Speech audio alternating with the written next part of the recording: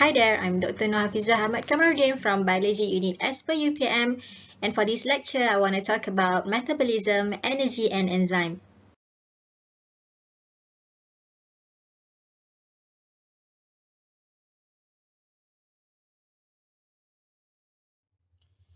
So this lecture consists of 4 subtopics.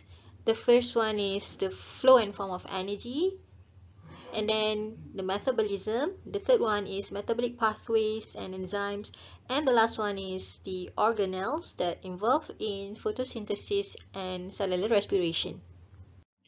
By the end of this video lecture, it is hoped that you are able to explain the correlations between energy and metabolism, the role of enzymes in regulating metabolic pathways, and the factors affecting enzymes' activities.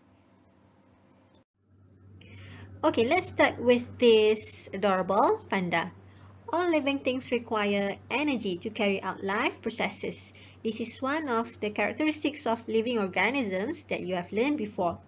So most actions of an organism involve a series of energy transformations that occur as kinetic energy to potential energy or potential energy to kinetic energy.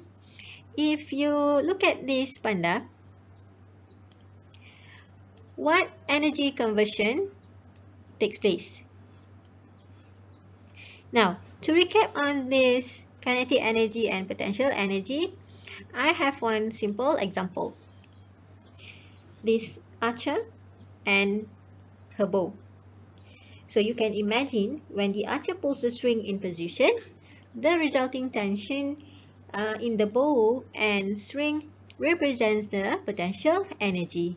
When she releases the string, the potential energy turns to kinetic energy and results in the motion of the arrow. Just now, you were introduced to kinetic energy and potential energy. Now, let's look at the flow of energy in a terrestrial ecosystem. So, originally, the energy comes from the sun. Plant captures a small portion of the solar energy during photosynthesis and converts it into chemical energy. Chemical energy is a type of potential energy.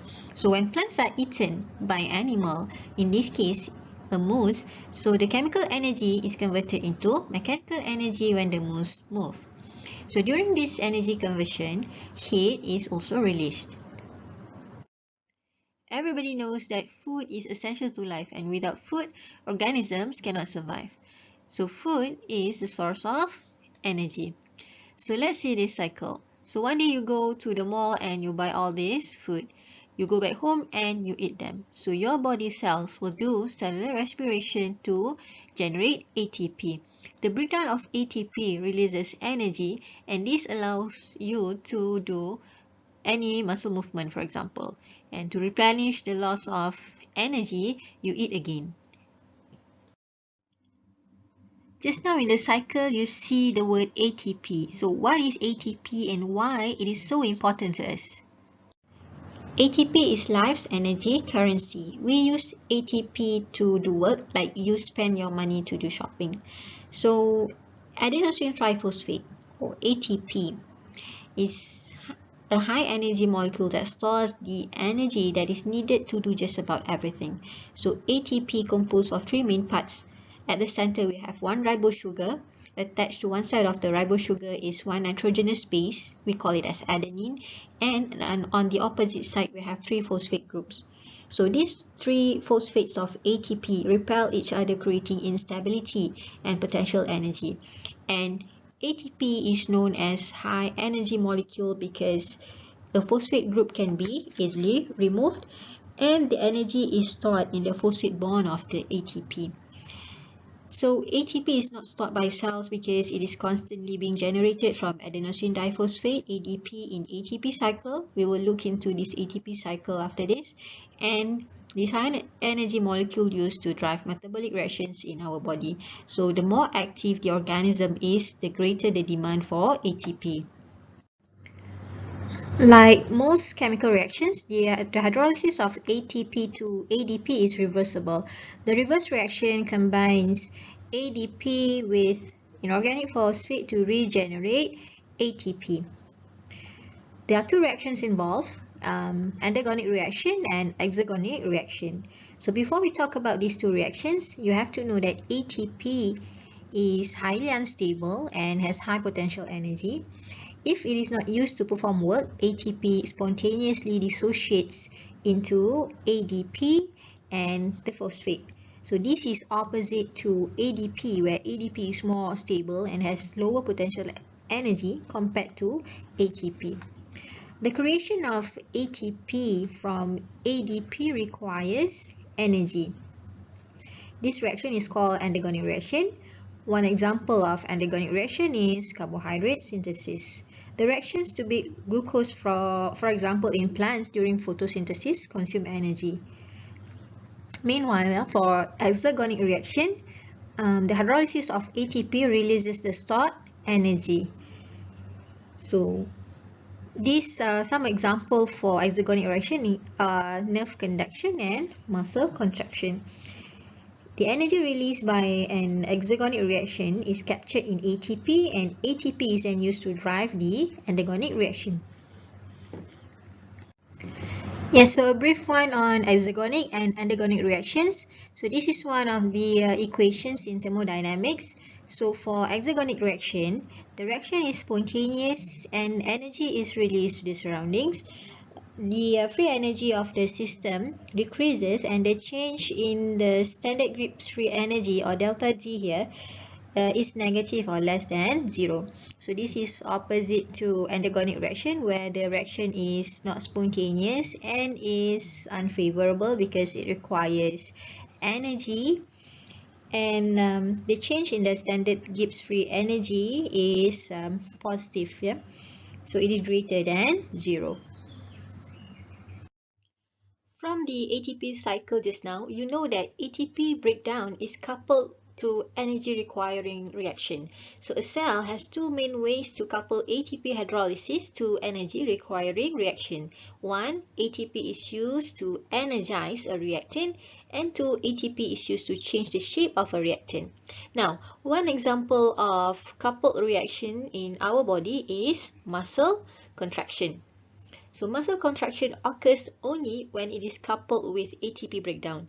Let's watch this video on muscle contraction to see the role of ATP. A contraction begins when a bound ATP is hydrolyzed to ADP and inorganic phosphate. This causes the myosin head to extend and can attach to a binding site on actin, forming a cross bridge. An action called the power stroke is triggered, allowing myosin to pull the actin filament toward the M line, thereby shortening the sarcomere. ADP and inorganic phosphate are released during the power stroke.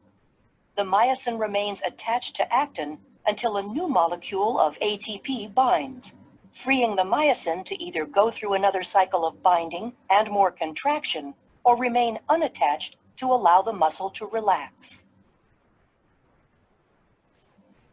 So ATP is not only used for mechanical work, such as the muscle contraction just now, or the beating of cilia and flagella. ATP is also used to supply energy to synthesize macromolecules.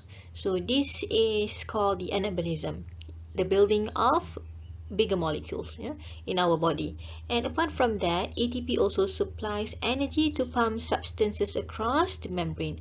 So if you still remember on active transport, one of the classic example is sodium potassium pump. So this mode of transport requires energy. So we are done with energy and ATP. Now it is on metabolism. Metabolism is defined as the sum of cellular chemical reaction. So during this metabolism, energy is generated. There are two types of metabolisms, anabolism and catabolism. So anabolism is the building or the synthesis of macromolecules from small molecules, while catabolism is the degradation of macromolecules to smaller molecules. Do you know that our cells are dynamic? Thousands of macromolecules are continually assembled and disassembled. Millions of proteins and substances move in and out of the cells, and these activities change constantly in response to signals from other cells or environment. So let's say we have food. So this food will be degraded in catabolic pathways, and during this catabolic pathway, energy is generated. So this energy is used to drive the anabolic pathway to build macromolecules. The metabolic reactions that happen or take place inside the cells normally occur in a sequence. So let's look at these chemical reactions. So we have A, B, C until G. So A is labeled as initial reactant or substrate, while G is the end product. So in metabolic pathways, we have the first substrate that involved in the first reaction. So let's say A is the first substrate, and after the first reaction, A produces B. So B becomes the substrate for the second reaction and produces C. C becomes the substrate for the third reaction and produces D, and the reaction goes on until the end product is produced. So for each of the reaction, it requires enzyme. Enzymes can involve in both degradation and synthesis reaction. So for degradation reaction, enzyme complexes with a single substrate molecules, and the substrate is broken apart into two product molecules. Meanwhile, for synthesis reaction, enzyme complexes with two substrate molecules and join these two substrates together to form one single product. This figure is similar to what I explained just now. So for degradation reaction, the substrate is broken down into smaller products. So you can see this is one large substrate binds to the enzyme and forms this enzyme substrate complex, and eventually it is degraded into two products. For synthesis reaction, we have the substrate here, two substrates binds to the enzyme and form the enzyme substrate complex and form a large product. I give you one example for degradation reaction. So we have sucrose as the substrate, and sucrase as the enzyme. So when the active site of sucrase is available, so this sucrose will bind to the active site of sucrase, and sucrase will degrade or break down the sucrose into fructose and glucose, and these two products are released. These are some of the enzymes involved in macromolecule digestion. So carbohydrate digestion, protein, nucleic acid and fat digestion. So we have amylase, pepsin, trypsin, lipase and nucleases. I believe that you are all familiar with all these enzymes, and these enzymes can be found at different parts of your body, and they are important in metabolism.